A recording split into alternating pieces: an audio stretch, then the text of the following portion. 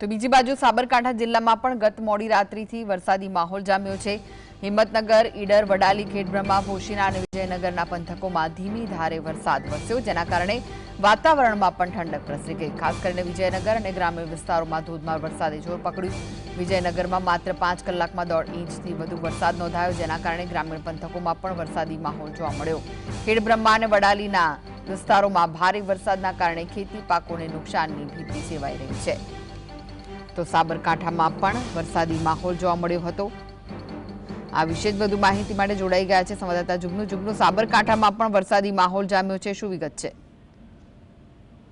કૃષ્ણ, મોડી રાતથી સાબરકાંઠા જિલ્લામાં વરસાદી માહોલ જામ્યો છે। સાબરકાંઠાના ઈડર, હિંમતનગર, વડાલી સહિતના પંથકમાં વરસાદ જોવા મળી રહ્યો છે। ઉલ્લેખનીય છે કે ગઈકાલે ખેડબ્રહ્મા વિસ્તારમાં થયેલા ભારે વરસાદને કારણે ખેતીને નુકસાન મોટું થયું છે, ત્યારે હવે ઈડર, વડાલી, હિંમતનગર, તલોદ સહિતના પંથકમાં ફરી વરસાદ ધોધમાર શરૂ થતા ખેડૂતોના જીવ પણ તાળવી ચોંટ્યા છે। જી કૃષ્ણ, ક્યાંય પાણી ભરાવાની સમસ્યા સામે આવી છે ખરી?